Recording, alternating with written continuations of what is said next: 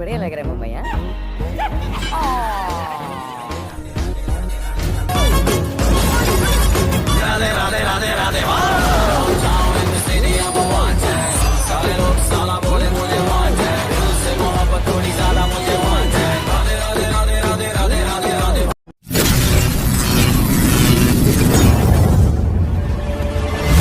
Halo Movie Mania, kembali lagi di Kawiren Channel. Hari ini saya akan membahas alur cerita film India terbaru yang berjudul Radhe. Pecinta Bollywood silahkan kumpul. Film ini dibintangi oleh aktor tampan Salman Khan. Siapa sih yang gak kenal dengan aktor tampan yang satu ini? Aktor tampan ini memulai karirnya pada tahun 1988. Dalam film ini, Salman Khan berperan sebagai Radhe, yaitu seorang pria yang bekerja di kepolisian dan memiliki trik tersendiri untuk membasmi kejahatan. Film ini juga dibintangi oleh artis cantik nan seksi, yaitu Disha Patani, yang berperan sebagai Dia, seorang model dan adik seorang inspektur polisi. Film ini juga dibintangi oleh aktor tampan Randip Huda, yang berperan sebagai Rana, yaitu seorang mafia narkoba. Film ini juga disutradarai oleh Prabu Dewa yang rilis pada tanggal 13 Mei 2021. Bagi pecinta Bollywood yang belum nonton, silakan ditonton. Okay. Sebelum menonton, jangan lupa subscribe, like, comment, and share. Terima kasih. Cerita dimulai di sebuah kota di Mumbai. Seorang mafia beserta anak buahnya sedang berbicara di dalam mobil.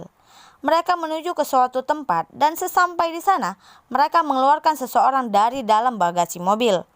Orang yang mereka tahan terlihat sangat terluka. Mereka menahan pria itu karena memiliki hutang pada mereka namun tidak dapat membayarnya. Pria itu tampak ketakutan dan memohon kepada mereka untuk melepaskannya. Mereka pun menyiksa pria malang itu dengan memukul tangannya. Sedangkan di tempat lain, seorang remaja tampak ketakutan saat dia terbangun dari tidurnya. Ternyata remaja itu adalah seorang pecandu narkoba. Remaja itu bunuh diri dengan cara melompat dari atas gedung.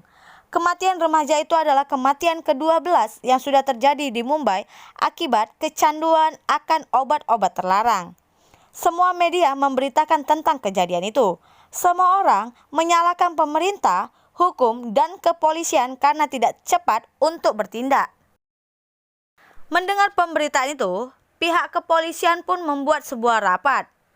Dalam kasus ini, mereka mengirim 2 perwira senior yang handal, namun mereka menghilang setelah beberapa hari. Mayat mereka ditemukan di sebuah pantai di Johor dan menurut pemeriksaan, mayat mereka dibius dengan sangat keras. Seorang polisi berkata bahwa pekerjaan ini bukan untuk petugas polisi biasa, tapi mereka membutuhkan seseorang yang ahli untuk itu, yaitu seorang seperti Radhe. Di tempat lain, di sebuah kantor, seorang pria berbicara lewat telepon kepada pekerjanya. Dia pun marah-marah kepada pekerjanya agar mereka segera menyelesaikan segala tugasnya. Seketika, Radhe pun datang ke sana untuk menemuinya. Pria itu mengusir Radhe. Namun, Radhe berkata, "Dengar orang bijak, Radhe datang ke sini bukan untuk pergi. Radhe datang untuk mengusirmu, lalu akan berbagi biryani denganmu dan saling mengucapkan selamat Idul Fitri." Radhe pun memperlihatkan kepada pria itu apa yang sudah dia lakukan. Bagaimana Radhe membuat kehancuran di kantornya dan mengalahkan semua anak buahnya.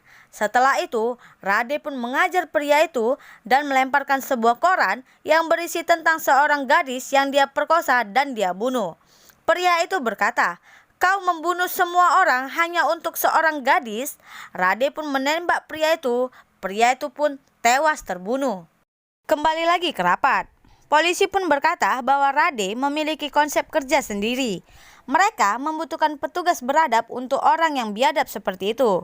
Komisaris pun menyetujui dan menugaskan untuk mencabut penangguhannya karena Radhe sedang diskors. Mereka pun pergi menemui Radhe. Polisi pun berkata, "Departemen membutuhkanmu. Tingkat kejahatan di kota telah meningkat pada tingkat yang mengkhawatirkan. Ini adalah pekerjaan beresiko. Jadi, kami memanggilmu." Polisi memberikan sebuah koran untuk dibaca oleh Rade. Kami punya banyak kasus serupa seperti ini. Orang tidak lagi mempercayai departemen kami. Kami cabut perintah penangguhanmu. Kau lanjutlah bertugas mulai besok. Rade, kau harus ambil ahli ini mulai besok. Keesokan hari, Rade pun kembali bertugas. Saat datang ke kantor, Rade disambut antusias dengan semua staf yang ada di sana. Mereka senang karena Rade mau bergabung bersama mereka. Seketika, Rade pun menjadi idaman di sana loh. Tiba-tiba, Inspektur Apinas bertanya, keributan apa yang terjadi? Lalu, dia pun bertanya, ponsel siapa yang berdering? Ternyata, itu adalah ponselnya sendiri. Apinas adalah senior Rade. Dia berkata, Rade harus menemuinya terlebih dahulu. Dia juga memberikan aturan kepada Rade. Yang pertama, tidak ada yang bergerak di sini tanpa seizinku. Yang kedua, ikuti aturan yang pertama. Kau tahu siapa aku? Aku adalah mimpi burukmu yang terburuk. Rade pun pergi dengan menggunakan mobil. Namun, mobilnya tiba-tiba saja mogok. Di jalan, Rade melihat begitu banyak bajai yang melintas. Dan seorang sopir bajai berkata, ini demo bajai bro, kau tidak akan mendapatkan satu bajai pun. Kemudian, Rade melihat seorang gadis sedang mengendarai motor. Gadis itu berhenti lalu bicara dengan teman-temannya. Tak lama, gadis itu menerima telepon dan masuk ke dalam sebuah mobil lalu pergi. Rade pun berpura-pura sakit agar mendapatkan tumpangan. Rade pun bersandiwara dengan berkata sudah berjalan selama 6 jam. Gadis itu pun memberikan tumpangannya. Di jalan, gadis itu menelpon kakaknya yang tak lain adalah senior Rade di kantor, yaitu Apinas. Apinas meminta adiknya untuk berhenti dari dunia model. Namun, gadis itu tidak mau. Gadis itu juga berkata bahwa dia tidak suka dengan polisi dan dia sangat membenci polisi. Dia mematikan teleponnya lalu mengajak Rade berbicara. Rade berkata bercita-cita menjadi seorang model. Gadis itu pun memberikan penjelasan tentang model dan berniat membantu Rade. Rade mencari ponselnya dan meminta wanita itu untuk miss call ke nomornya. Rade bertanya siapa namanya. Nama wanita itu adalah dia. Rade pun berhenti di sebuah tempat. Mereka pun berpisah. Saat Rade sampai di kantor, Rade melihat seorang remaja sedang menangis dan membuang sebuah kertas. Rade pun turun dari mobil dan mengambil kertas itu lalu membaca isinya. Isi surat itu adalah, namaku Azan. Aku siswa kelas 10 di ST Antoni. Berapa bulan yang lalu temanku bunuh diri. Padahal itu adalah pembunuhan. Ada beberapa pengedar narkoba yang secara paksa membuat kami kecanduan akan narkoba. Aku kehilangan temanku karena orang-orang ini. Sebentar lagi, semua temanku termasuk aku akan mati secara mengerikan. Tolong lindungi kami, Pak. Setelah membaca itu, Rade memanggil Azan. Azan pun datang lalu berkata bahwa dia sudah datang ke kantor polisi selama sebulan. Tidak ada yang mendengarkan keluhan seorang siswa. Sumit ingin menjadi ilmuwan luar angkasa. Tapi, karena kecanduan narkoba membuatnya dan impiannya sirna. Demikian pula semua anak yang akan mati dan tidak akan ada yang berbuat sesuatu. Rade pun menjawab, tidak akan terjadi lagi. Aku berjanji padamu, orang-orang yang membuat anak-anak kecanduan akan narkoba dan mereka yang harus bertanggung jawab atas kematian temanmu. Sebelum kau menyelesaikan ujianmu, mereka akan ada di penjara atau dikuburkan. Rade juga berkata, begitu aku mengatakan sesuatu, aku sendiri bahkan tidak bisa melanggarnya. Aku akan membersihkan kota ini. Rade pun masuk ke dalam kantor dengan sangat marah dan bertanya tentang segala hal yang telah terjadi. Stafnya pun menjelaskan segalanya.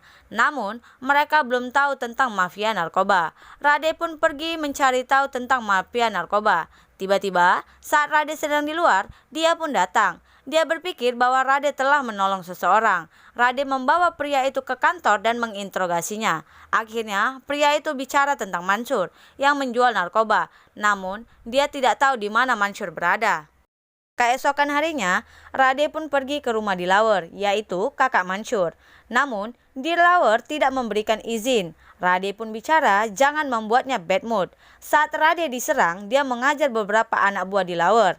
Rade membuat Dilawar dan seluruh anak buahnya ketakutan karena jika mereka berani menyerang, Rade akan menusuk anak buahnya. Dilawar berkata akan membawa Mansur padanya. Rade menyuruh Dilawar untuk ikut dengannya. Dilawar pun bersedia ikut. Mansur menghubungi Dilawar dan berbohong bahwa dia telah diculik oleh Rana. Dilawar pun marah kepada Mansur karena Mansur memiliki bisnis narkoba. Dilawar pun datang untuk menolongnya, namun Dilawar dibunuh oleh Rana dan anak buahnya. Dan lebih parahnya lagi, Mansur mendukung Rana untuk menghabisi kakaknya. Rana menyuruh anak buahnya untuk memotong bagian tubuh Dilawar dan membuangnya ke selokan. Sedangkan di tempat lain, di kantor Rade, semua staf meminta pesta kepada Rade. Tak lama kemudian, Rade mendapatkan telepon dari dia yang mengundangnya datang ke pesta ulang tahunnya nanti malam. Rade pun berbohong kepada Apinas bahwa ibunya sedang sakit agar bisa datang ke pesta dia. Malam pun tiba. Setelah sampai di sana, dia menyambut Rade dengan begitu hangat dan gembira. Lalu, memperkenalkan Rade kepada kakaknya yang tak lain adalah Tuan Avinas, yaitu senior Rade di kantor. Mereka pun bersenang-senang di sana, menari-menari di pesta.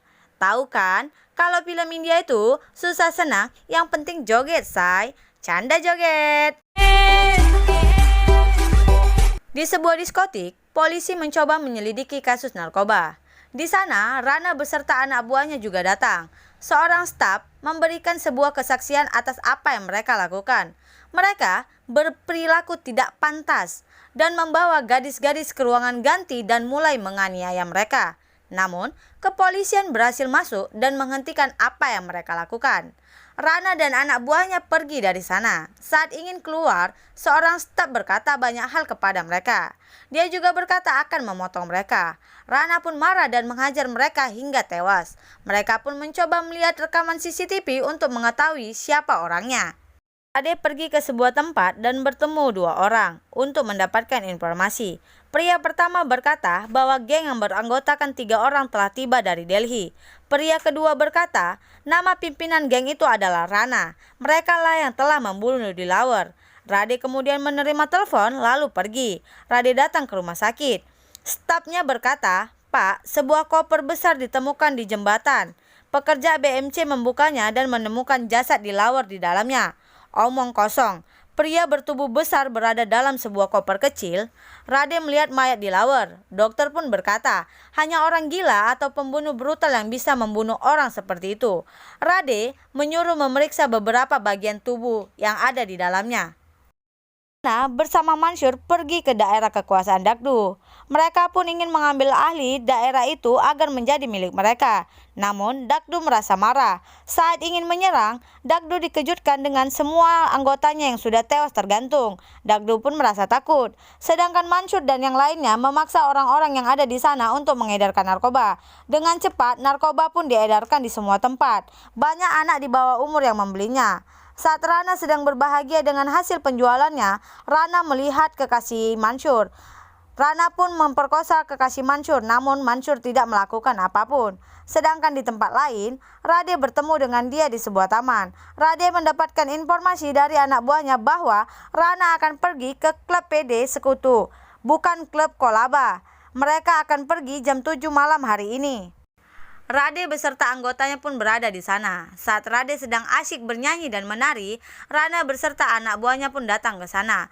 Rana yang sedang berada di toilet tidak tahu bahwa Rade sudah bersiap untuk menangkapnya. Rana berkata, sayangnya aku seorang kriminal, jadi aku harus membunuhmu. Rana pun menyerang Rade. Mereka pun berkelahi. Mereka berdua saling menyerang satu sama lain. Tiba-tiba, Niki datang masuk ke dalam toilet. Rade menyuruhnya untuk pergi. Tak lama kemudian, Rade pun diserang oleh anak buah Rana. Perkelahian pun terus terjadi. Niki pun terluka akibat Rana. Tak lama, anggota kepolisian pun datang ke TKP. Mereka pun lari dari sana. Rade pun berhasil membawa Mansur ke kantornya, lalu menyiksa Mansur agar Mansur memberitahukan tentang Rana. Mansur yang saat itu sangat marah kepada Rana akibat kematian kakaknya dan juga kekasihnya yang telah diperkosa oleh Rana, berniat membunuh Rana. Mansur pun memberitahukan kepada Rade di mana Rana berada. Di tempat lain, Rana bertemu dengan Wipal yang berniat untuk menculik dia. Rana menyuruh Wipal untuk menyiapkan paspor mereka dan mereka pun akan menyelesaikan segalanya. Rana pun mendapatkan telepon dari anak buahnya yang memberitahukan bahwa Dagdu telah berkhianat. Saat Dagdu sedang merayakan pesta ulang tahun ibunya, Dagdu pun diserang oleh Rana dan anak buahnya. Dagdu pun dibunuh oleh Rana. Dagdu pun akhirnya tewas. Komisaris polisi memanggil Apinas dan Rade. Pihak kepolisian sudah tidak mempercayai mereka untuk menangani kasus ini dan menyerahkan kasus ini kepada ACP Arjun.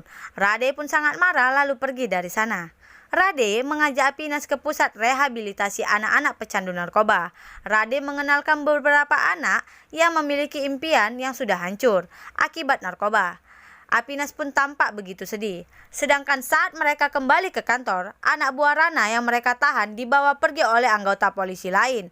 Rade tidak bisa berbuat apapun karena mereka memiliki izin. Dalam perjalanan, mereka berbincang untuk mengedarkan narkoba bersama. Dan anak buah Rana pun percaya. Dia tidak tahu bahwa itu adalah rencana dari Rade. Rana pun bersama anak buahnya merasa gembira karena mereka berpikir bahwa Rade telah kalah. Mereka pun terus berbincang tentang banyak hal. Anak buah Rana berkata bahwa pihak kepolisian yang membebaskannya ingin mengedarkan narkoba senilai jutaan dan mereka tidak dapat mengedarkannya tanpa bantuan Rana. Anak buah Rana memberikan contoh narkoba kepada Rana. Di kantor, Rade berserta anggotanya bersiap untuk menangkap Rana. Tiba-tiba, sebuah ponsel berbunyi. Ternyata, anak buah Rana yang telah menelpon untuk merencanakan pertemuan mereka. Mereka pun akan bertemu di Taman Saina jam 5 sore. Anak buah Rana pun datang untuk melakukan kesepakatan dengan membawa beberapa banyak anggotanya. Tiba-tiba, Rade beserta anggotanya pun menyerang anak buah Rana. Sedangkan di tempat lain, Rana berhasil menculik dia dan membawanya ke sebuah tempat. Mansur yang berada di sana memberikan informasi kepada Rade dan mengirimkan lokasi tempat dia disekap. Sementara Rade menuju ke sana untuk menyelamatkan dia, Rana bersama Wipal berbincang tentang kesepakatan mereka. Wipal sudah menyiapkan paspor Rana dan Rana sudah menculik dia sebagai hadiah untuk Wipal.